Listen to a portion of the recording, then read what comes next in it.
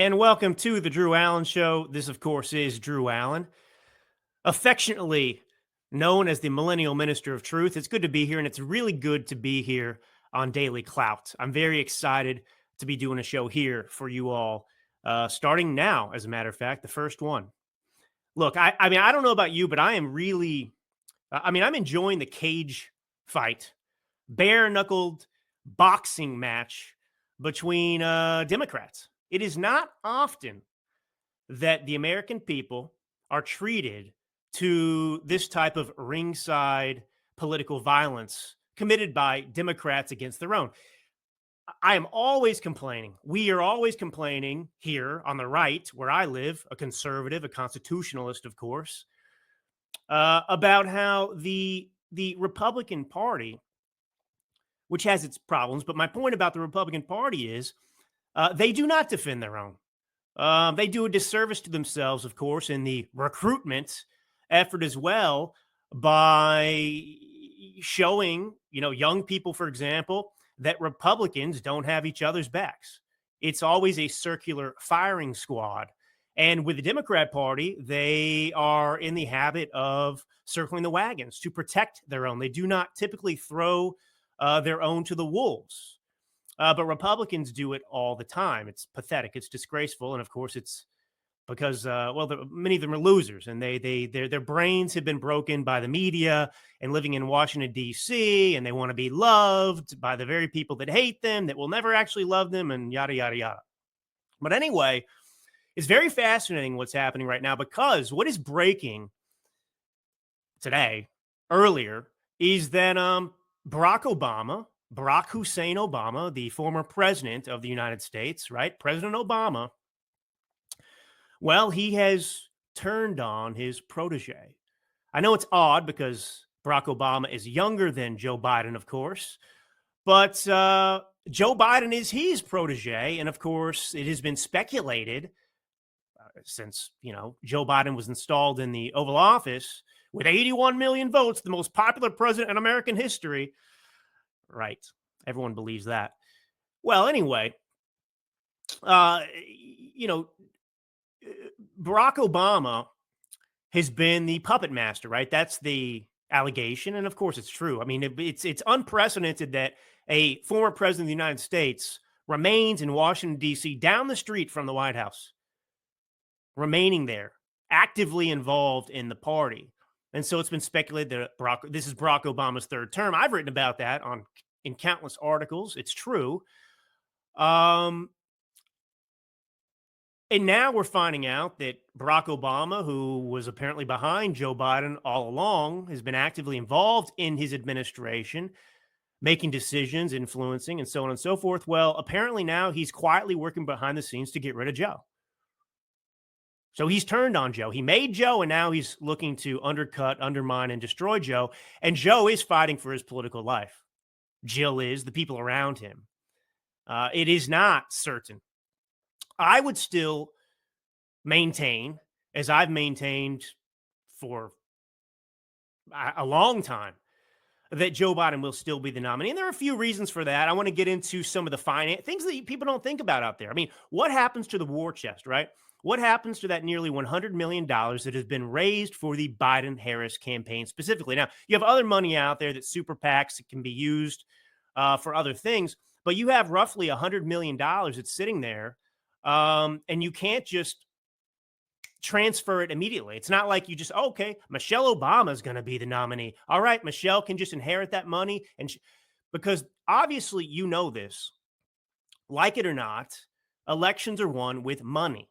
Money matters in these campaigns. You need a war chest, and oftentimes, on a level playing field at least, he or she with the most campaign cash has an advantage.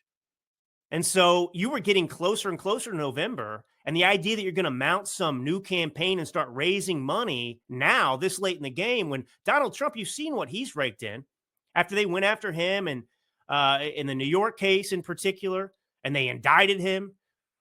So that they could call him a criminal, an impeached criminal, 34 counts against you, whatever it was, all that phony baloney.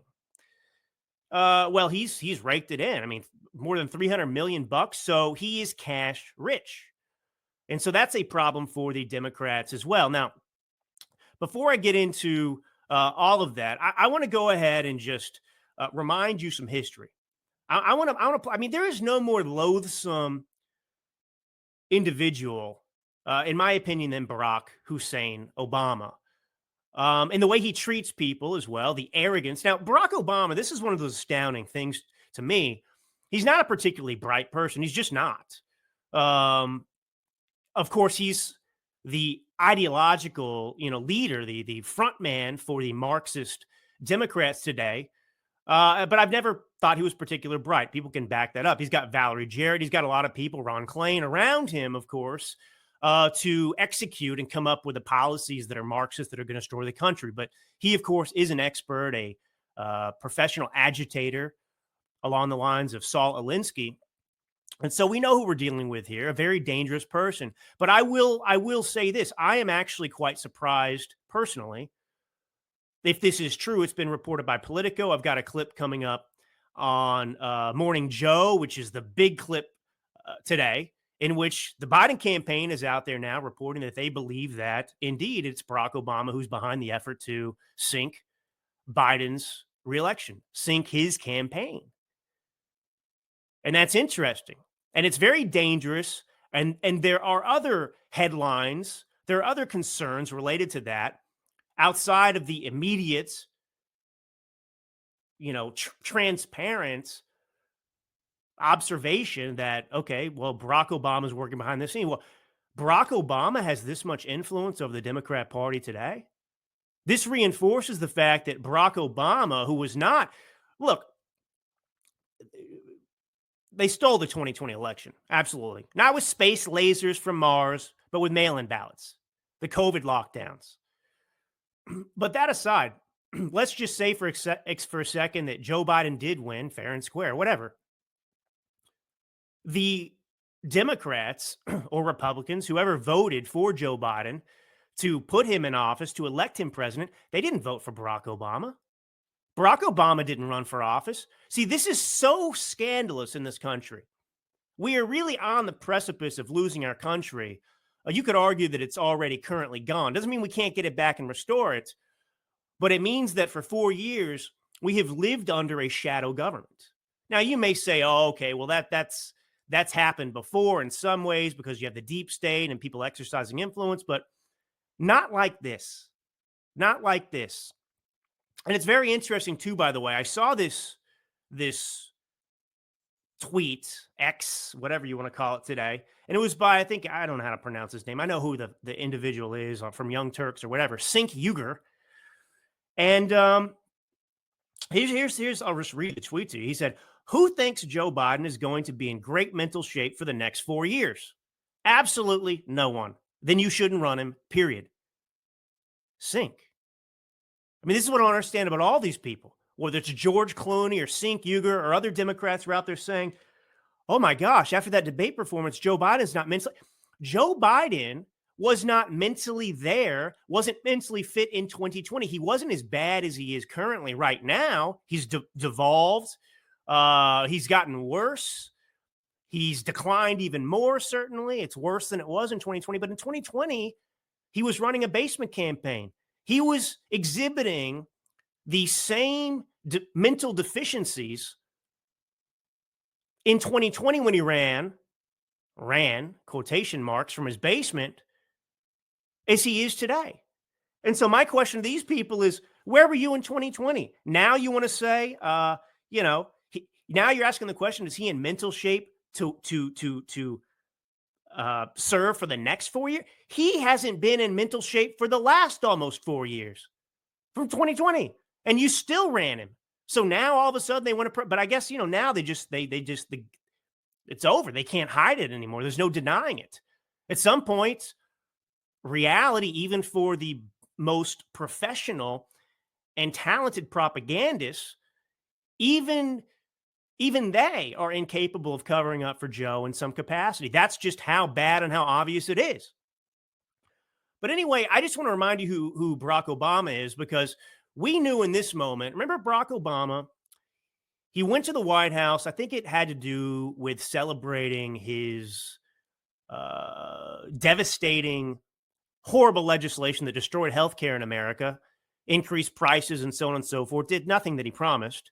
But he went to the White House to celebrate, Obamacare, the Affordable Care Act, some anniversary of that. It was his first time back to the White House since he left after setting up the coup on Donald Trump, in 2016, Trump-Russia collusion. So Obama hadn't been back inside the White House, apparently, since he set the trap for Donald Trump, former President Trump, on his way out of the White House, in coordination with Hillary Clinton, of course, and other deep state operatives. But here was Obama. Think about this.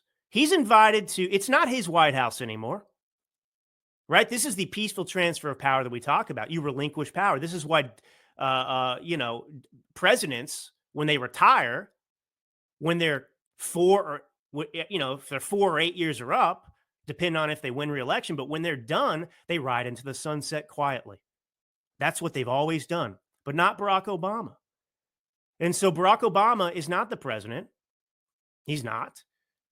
And yet he comes to the White House. His former vice president is now in charge. The American people supposedly elected Joe Biden, not Barack Obama. And think about being in charge, the leader of the free world. You are in that position now. It doesn't matter if Barack Obama is the former president. You are the president today. And let me play this. Remember what Obama said here at this little clip. Thank you. Vice President Biden, Vice President. That was a joke.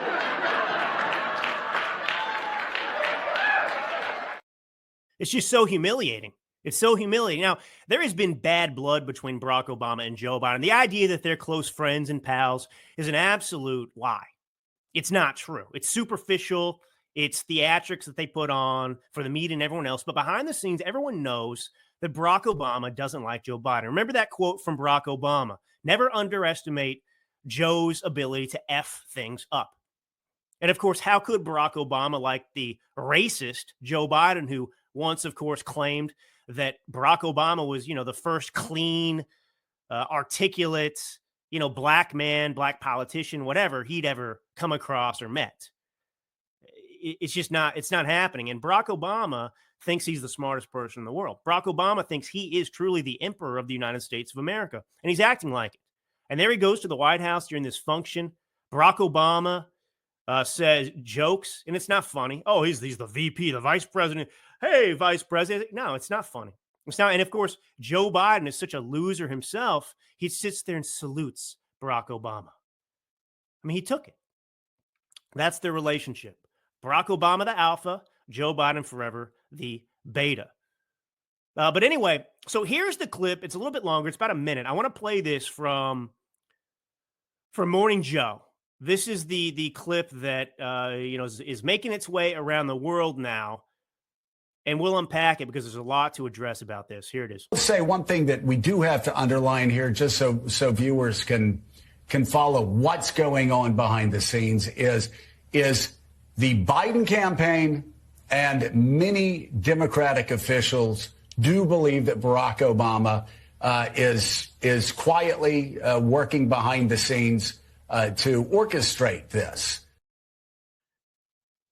Well, there you have it. So, I mean, Morning Joe Scarboro, I mean, this is a man who, he is the leading propagandist right now, at least for the current Biden administration. He exists to run cover, defend, and prop up Joe Biden and this administration. That is his purpose. And never forget that Joe Scarboro was reported, many, many months ago, that Joe Scarboro is, in fact, the one show that Joe Biden religiously watches every morning. And Joe Scarboro, of course, loves this. It gives him a sense of importance. Now, no Americans watch the show apart from those that watch the Drew Allen show or other shows out there that play the clips. But at least Joe Scarboro has an audience of one. And that one person happens to be the President of the United States. And Joe Scarboro loves that. He is the official morning news show for the President of the United States. And that means something to him. And so he is going to, because he has an ego, because he has no principle, he is going to rigidly adhere to his role as the chief propagandist of the White House because that's all he has. He doesn't have any other audience. But he has the White House, and that gives him a great sense of self-importance, even though he's a fool. A fool. I mean, George Clooney, right? This is still related on the same time. George Clooney put out this op-ed in the New York Times, and the headline, if you're not familiar with this yet, is "I love Joe Biden, but we need a new nominee." Now, I want to point out just how stupid George Clooney is as well. All of these individuals who are suddenly turning and calling for Joe Biden to step down are openly displaying to us, the American people, that they are frauds and liars. Otherwise, they are the stupidest people in America. Those are the only options. Because George Clooney just like 3 weeks ago held a fundraiser for Joe Biden. That's right. So a few weeks ago, George Clooney was raising money for Joe Biden's campaign. And now 3 weeks later, after the debate, he suddenly wants Joe Biden to step down. What happened in 3 weeks? Did Joe Biden's mental deterioration happen over a 3-week period? Was Joe Biden just, moving along? Everything was well and good. He was healthy, running the country. Just the quintessential powerful president of the United States, the most powerful man in the world, until the debate. And then all of a sudden, just something happened, malfunction. We never saw this before. No, it's the same person we've been looking at since he ran in 2020, and it's gotten worse since then. So spare me.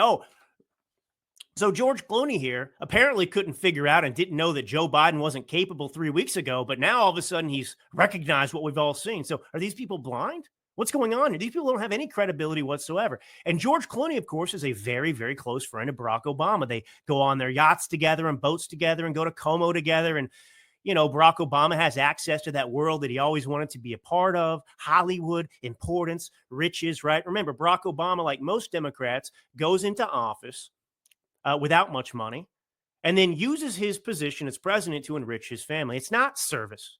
The only person these Democrats and many other politicians are serving by running for office and being elected is themselves. They're serving themselves. And this is true, by the way, the salary in Congress there, it's something around, it's close to $180,000 a year. That's a lot of money. That's more money than most Americans make, certainly. And here's the thing about most of these people in Congress. The stupidest people among us, largely, especially in the Democrat Party, are in Congress, in politics. Now, mind you, these people like AOC, I'm not knocking bartenders. That's fine. But a bartender is not a logical stepping stone to being a congressperson. That's not exactly success. Now, if you ran your own business and you learned some things about how the world works, about how policy affects you, then we'd have a different conversation. But my point is, somebody like AOC was making, I'm just making this up. I don't know, but we can speculate $20 an hour as a bartender plus tips. And so she's not making a huge living despite her college degree. And so for her to go to Congress, that is a way to enrich herself. You see the problem here? When the founding fathers, when this country was started, it was a sacrifice to go and work for the government. You were taking a pay cut. Most of these individuals were wealthy individuals. They weren't going to Congress, running for Congress, serving in Congress, and suddenly enriching themselves, finding themselves making more money than they've ever made before. Eric Swalwell, all these people, they aren't even capable of working a job in the private sector because they don't have the experience or intellect to do a job that would merit them making nearly $200,000 a year. They would never get paid that in the private sector because they are imbeciles.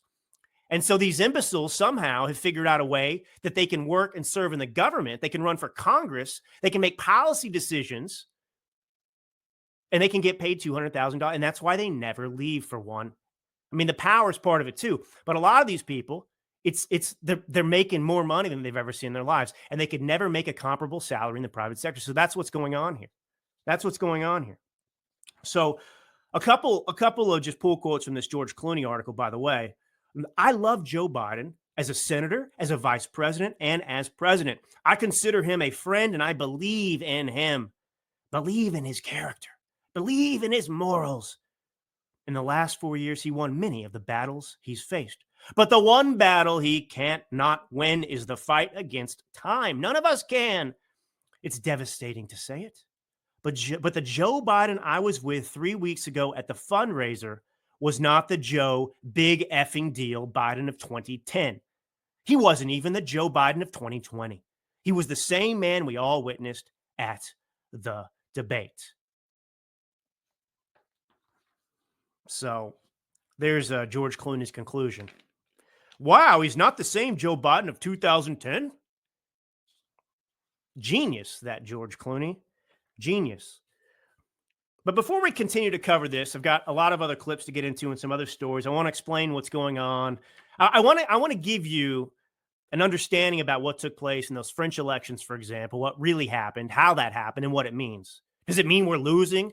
Are the Marxists going to defeat us around the world? That's not what happened. That's not what's going on. There's a lesson from what happened in France, and I'll tell you about that soon as well. But first, let's get to our first sponsor here, Native Path. Native Path's collagen formula is scientifically backed to increase bone mineral density, accelerate tissue recovery, reduce wrinkles, enhance hair thickness, and strengthen weak or damaged nails. Who wouldn't want more collagen with all these benefits? And here's the best part. Right now, when you visit getnativepath.com/DailyClout, you can stock up on Native Path collagen for up to an incredible 45% off. That's a lot, folks. 45% off. Getnativepath.com/DailyClout.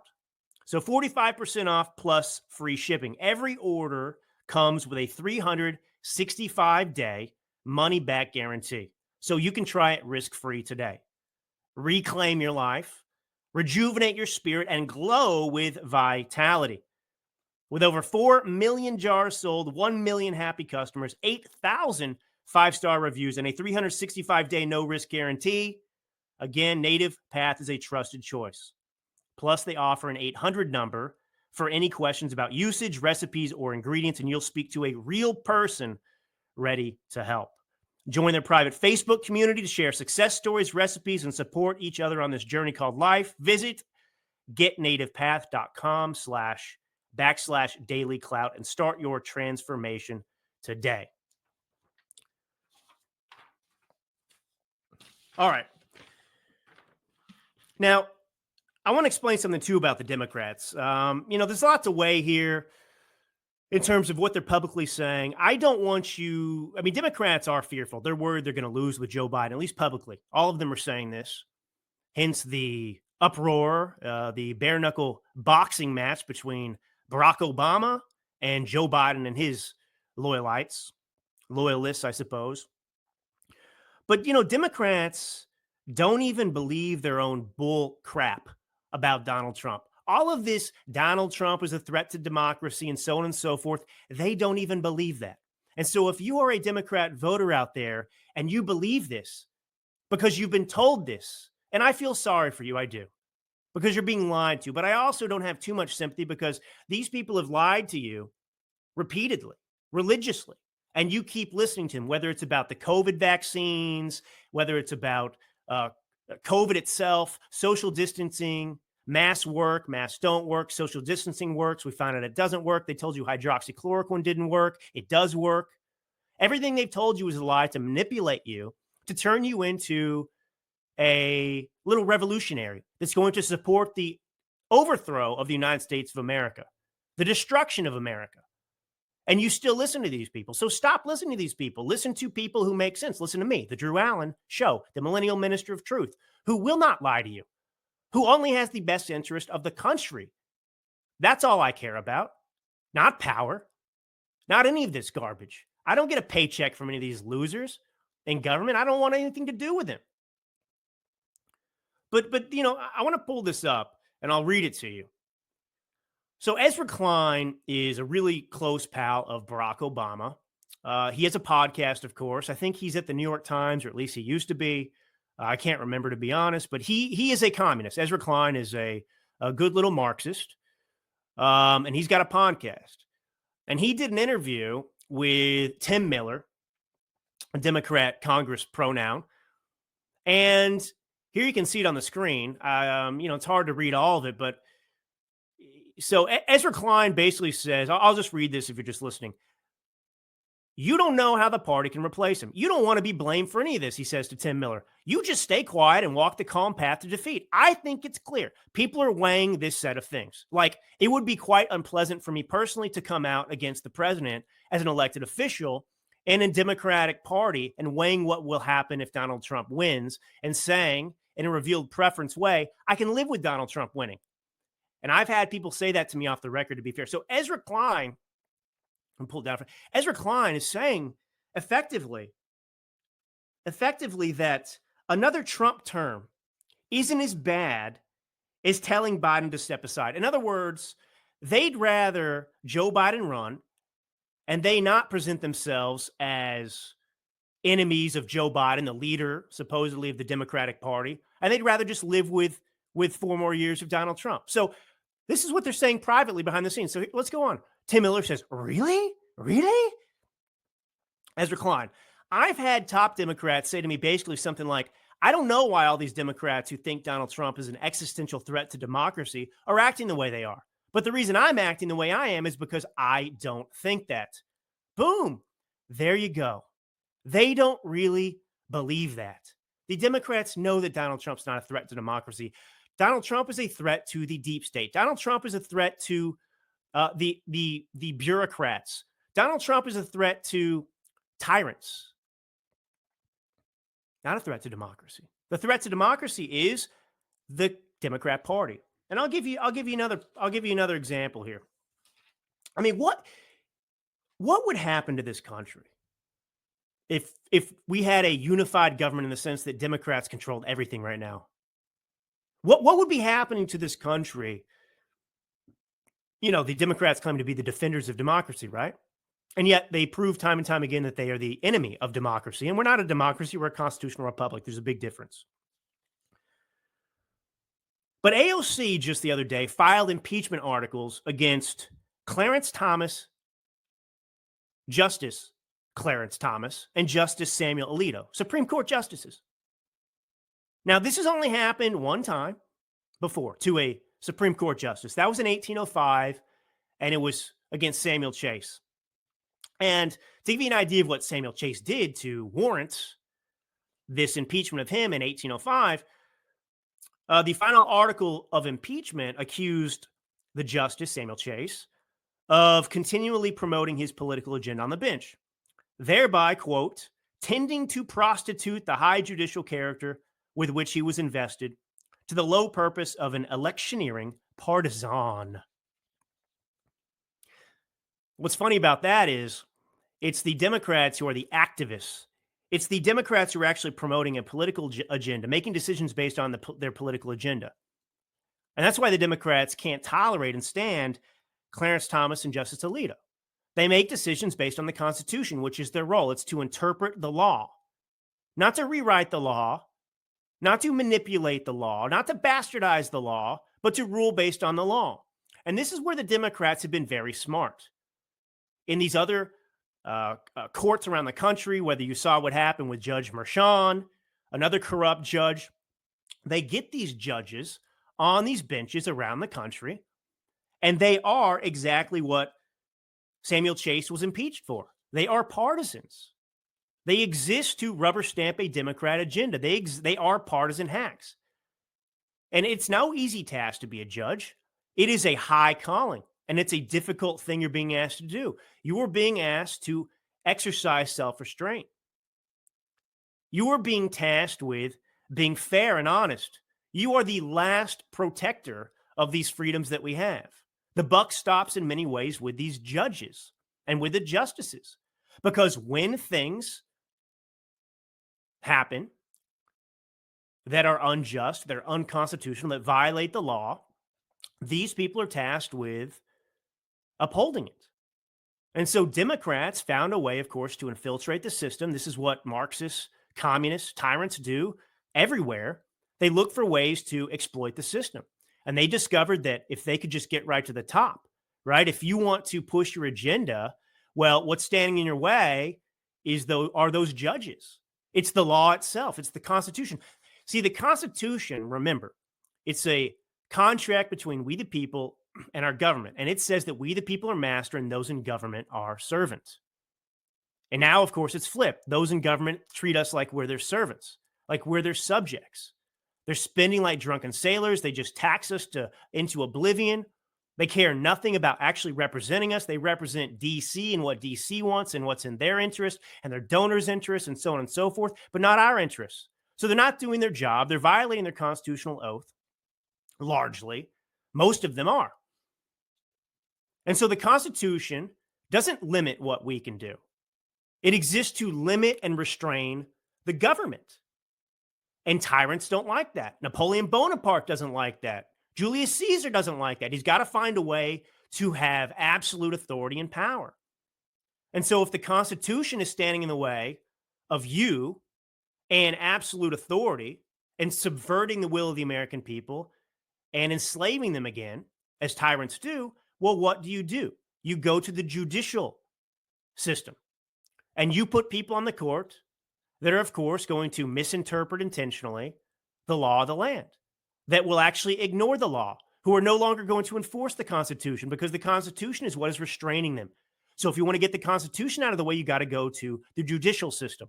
And that's why they're fighting so hard to get the Supreme Court justices thrown off, dismissed, destroying their reputation. They talk about packing the Supreme Court because they want a Supreme Court that will rubber stamp their tyranny. And right now, there's a majority of quote unquote conservatives, constitutionalists on there, and it's not even a majority. You have unreliable people on there like Roberts, unreliable people on there like the Catholic gal, and so on and so forth. But anyway, so AOC has filed articles of impeachment against Clarence Thomas and a leader. Now, mind you, knowing everything we know about Joe Biden, right? Now everyone's admitted he's not even mentally capable of running the country. It's a dangerous time for America. The whole world, our enemies, can see what Joe Biden is. We won't even use the 25th Amendment to get rid of him to protect the country. Now, this isn't a conversation about strategy for 2024 right now. I'm just talking to you based on principle. Joe Biden is a danger to America. Forget the election for a second. I just want to make a point. Joe Biden is a threat to America. Not just his mental, incapacitation, but, Republicans are unwilling to do anything. There are a million legitimate reasons to have impeached Joe Biden over the last 4 years. The border being the main one. That is treason, what's happened at the border. Opening up the border to 10 million plus illegals, facilitating an illegal invasion of the country you were sworn to protect is treason. Joe Biden hasn't been impeached. It took them over 3 years to finally impeach Mayorkas over, but they didn't go for Joe Biden.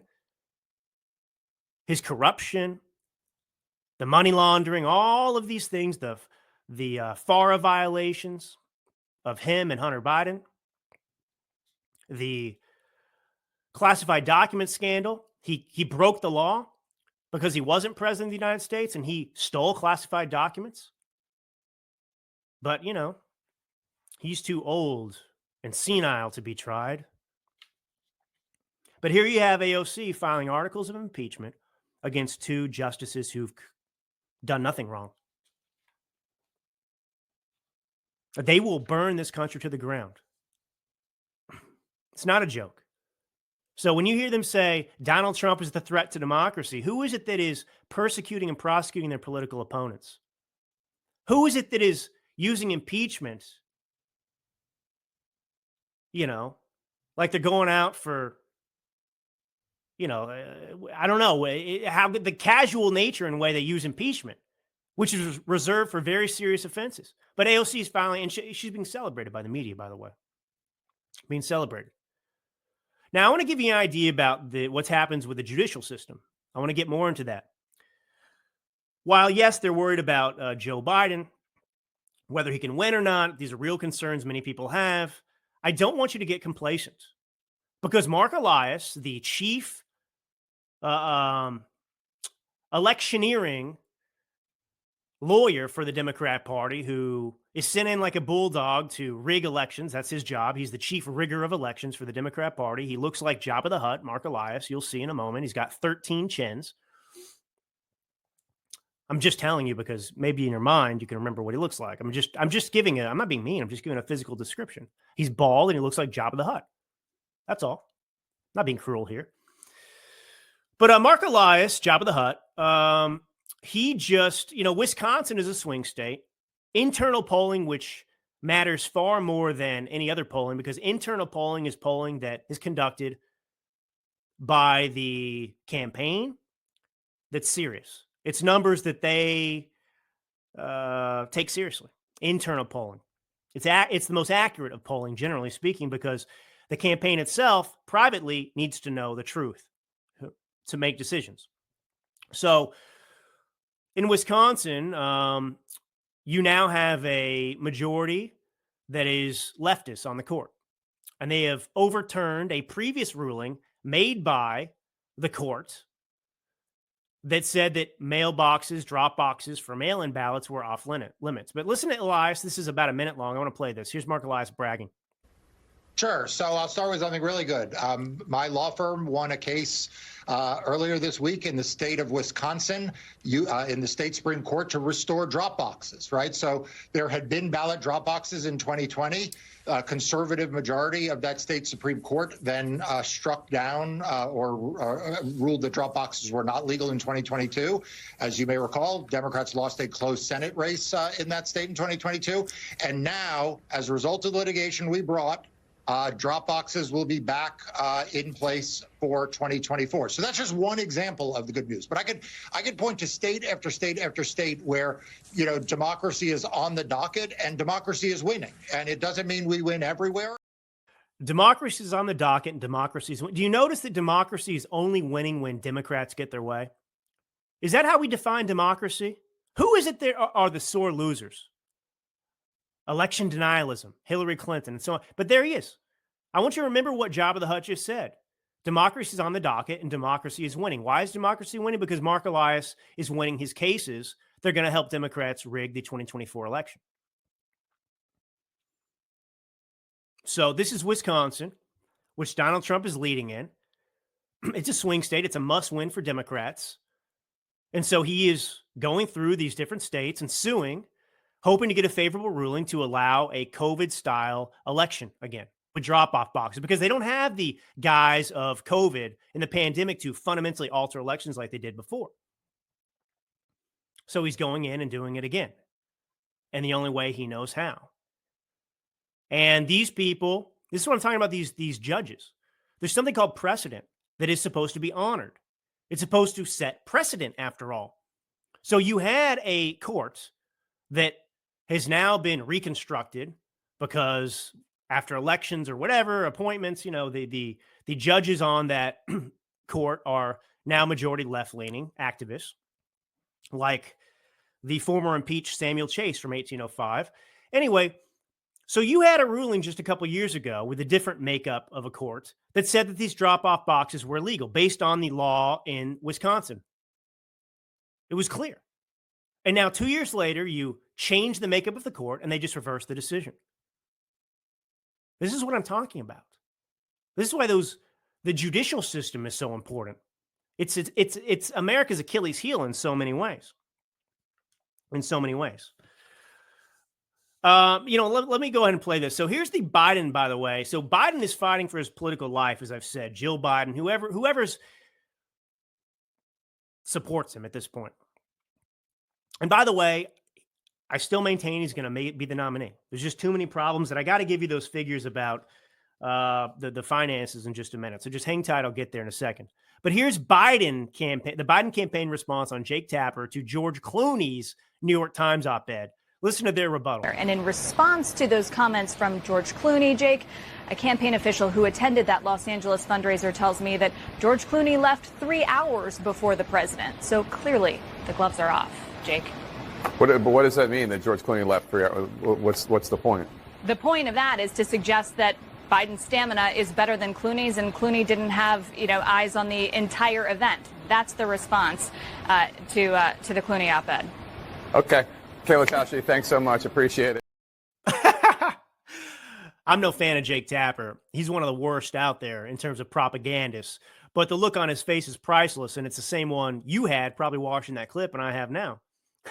What's the point of saying that? George Clooney left the event 3 hours before Joe Biden. Well, yes, the point of the Biden administration is that Joe Biden obviously has more stamina than George Clooney because he didn't leave 3 hours early. Well, Joe Biden had to be on stage, had to be there. I mean, this is a joke, and I'm no fan of George Clooney either. But come on, man. George Clooney has far more stamina than Joe Biden. I'm sorry. I have to come to George Clooney's defense here. I'm going to have to say that George Clooney is not mentally incapacitated like Joe Biden. But anyway, thought you'd appreciate that. Just a couple fun things. Let's have fun for a second. This is very heavy and all that. On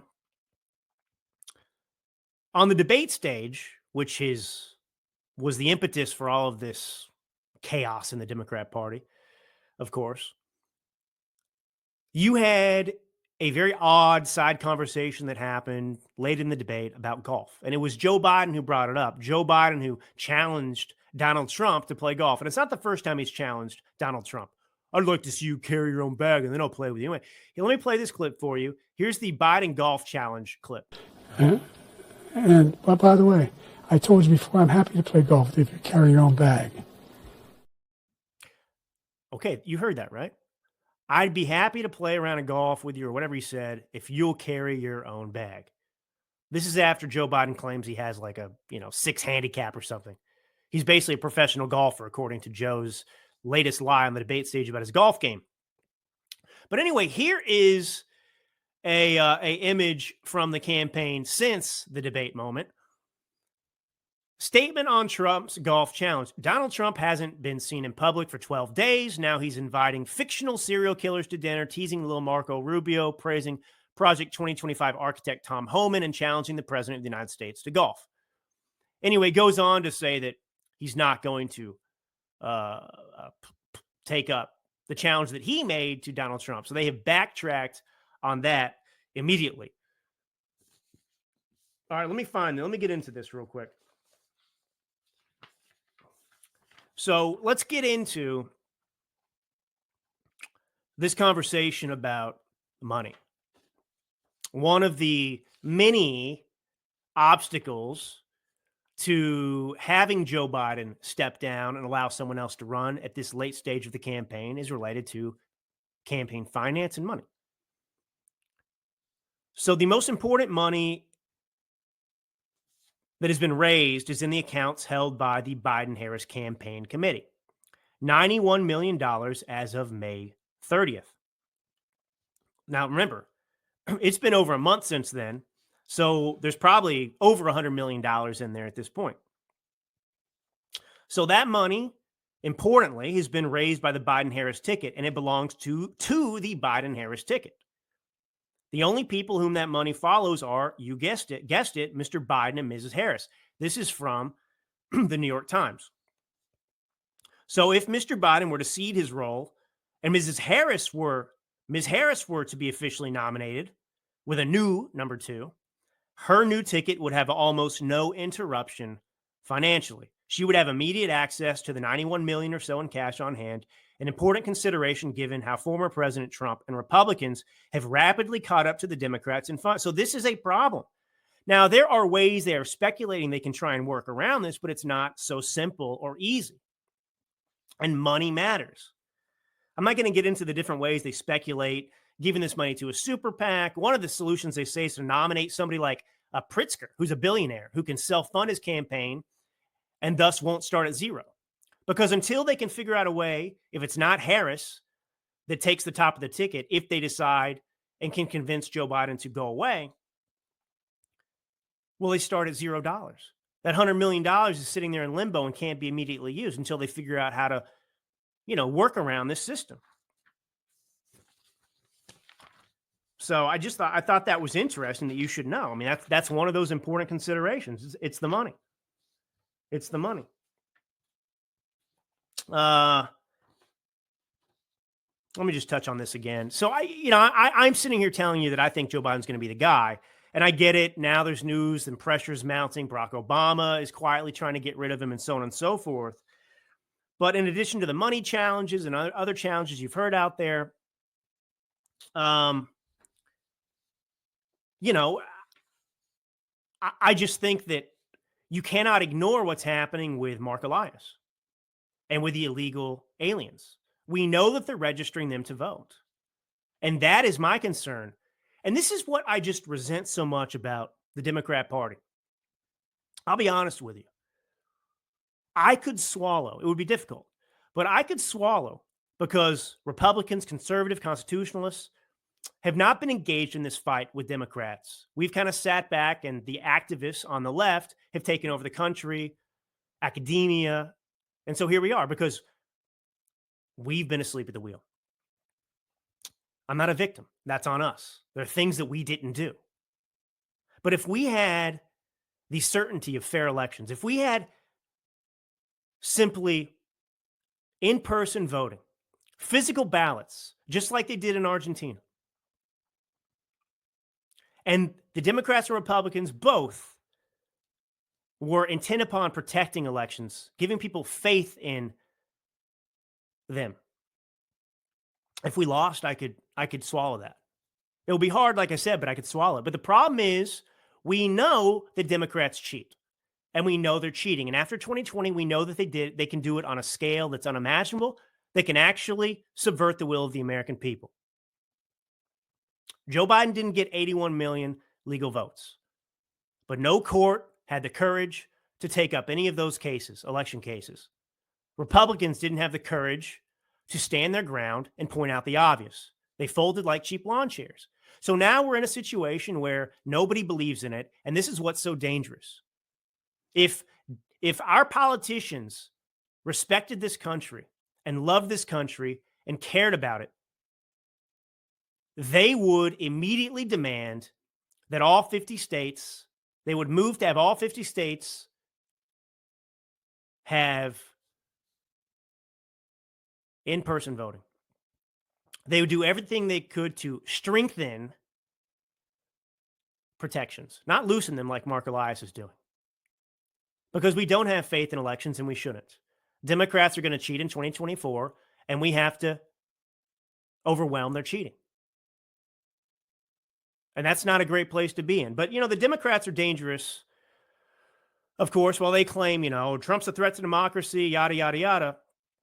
Here's a headline from NBC News. Russia aims to undermine Biden in November election, intel officials say. It's like a replay of 2016, these lunatics. Previous U.S. intelligence assessments dating to 2016. I can't believe they still go on with this hoax. Russia hoax, as Trump would say. That was a Hillary Clinton, Barack Obama coup. Marc Elias, by the way, was also a part of that. Jabba the Hutt was instrumental in that. Perkins Coie law firm. That's who helped facilitate that Steele dossier. And he quickly got out of there and started his own new firm afterwards. He didn't want to be caught up in it. All these people are crooks, and they're getting away with it. But there you have the irresponsible NBC saying Russians are now. I mean, you see what they're doing? They're priming so that no one's going to accept the election results in 2024. Democrats aren't going to accept it because of Russia, or Trump's a threat to democracy and it won't matter because they'll believe, because they've been told that the ends justifies the means, that it doesn't matter if Trump wins because he's so dangerous that can't be permitted to stand.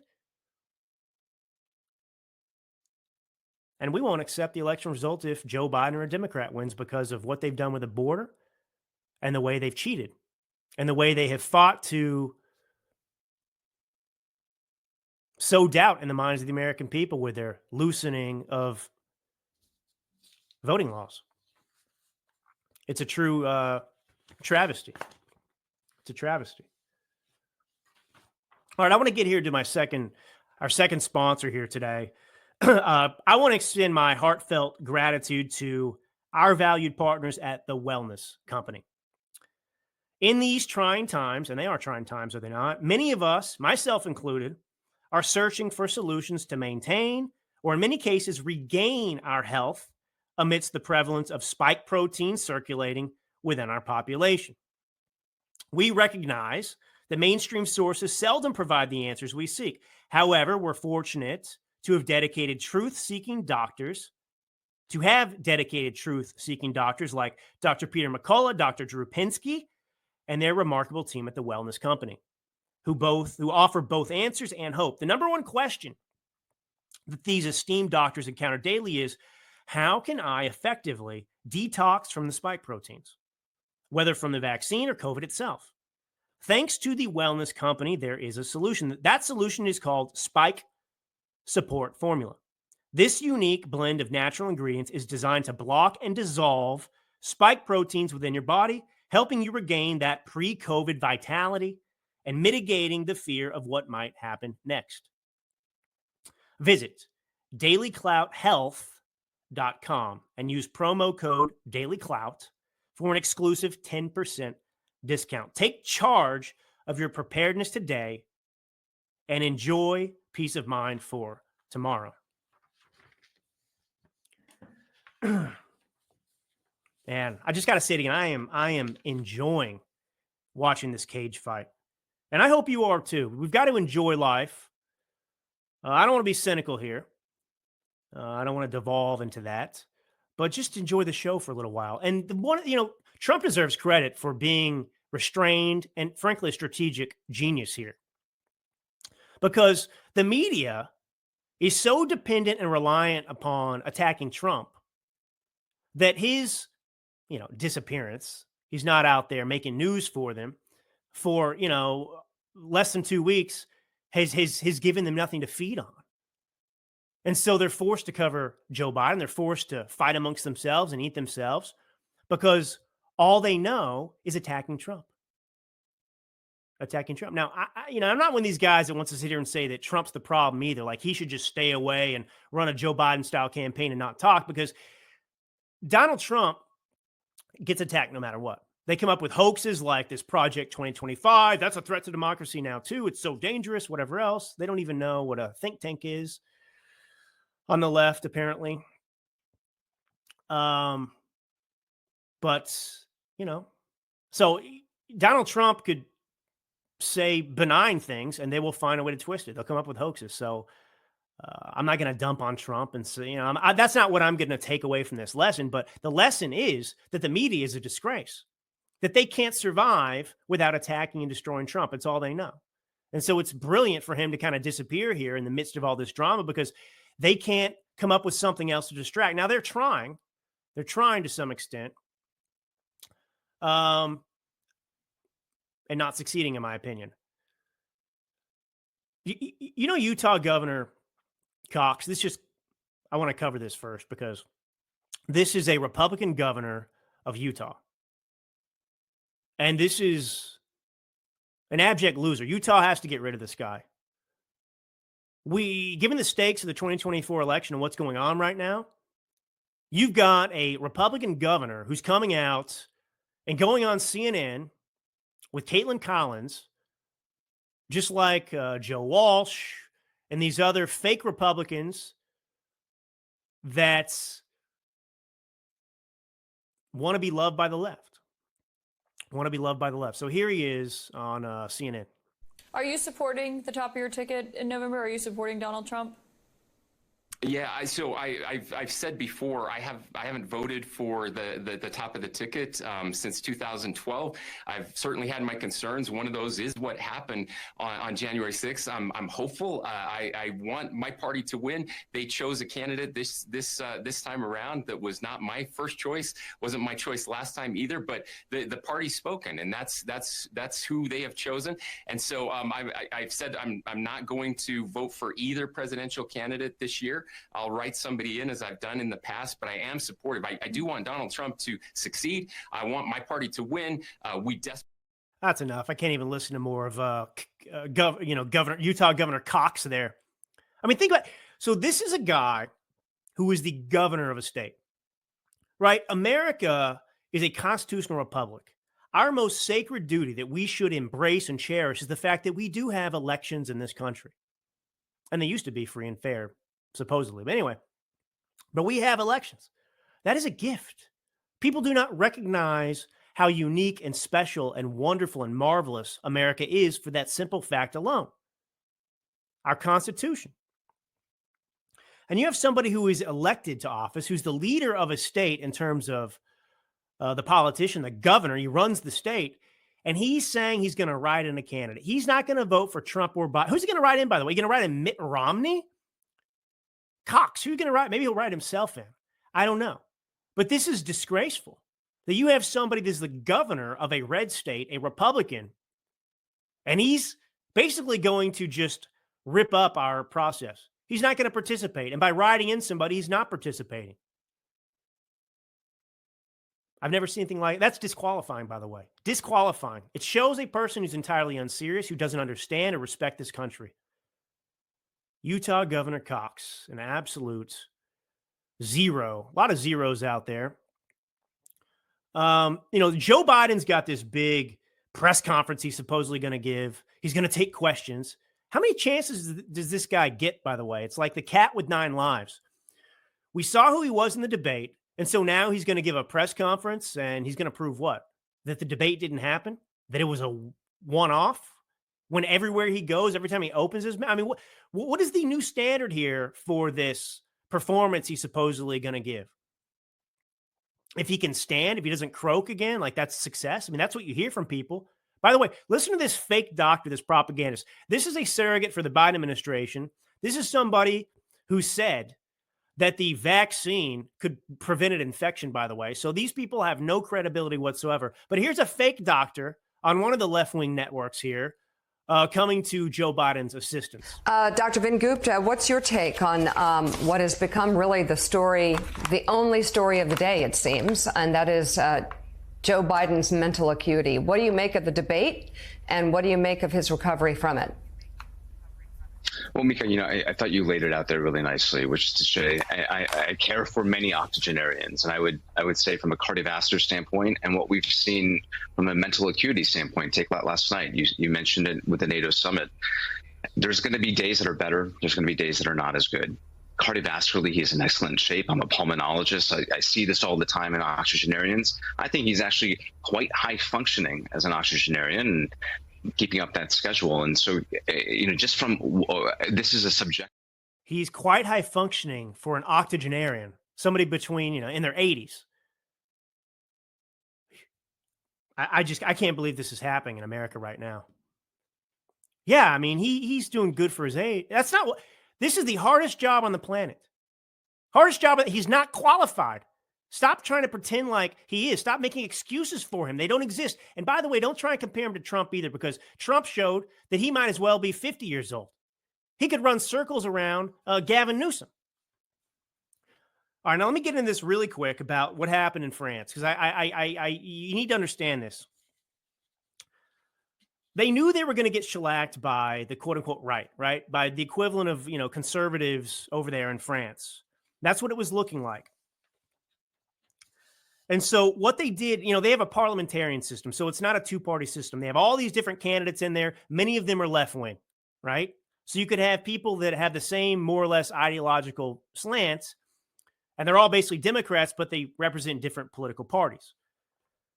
And so on these different tickets, you might have had 3 or 4 people running, and it split the ticket. It's like having RFK Jr. on the presidential ticket. Well, he might take votes away from Joe Biden or the Democrat and thus hand Donald Trump the victory. So these people all agreed to drop out of the race. They didn't run. They didn't run so that their votes wouldn't be split up and would go to the left-wing candidates to deprive the right of that historic victory. So what they did was legal, but it was quite corrupt. It was a way to work within the system to achieve a certain result, and they were willing to do that. And by the way, you have this stuff going on in the UK as well. I'll have to get into that on the next episode. It's important to know. But it's not a shellacking like they tried to pitch it. We're not hopeless, okay? And we can win, but we can't be complacent.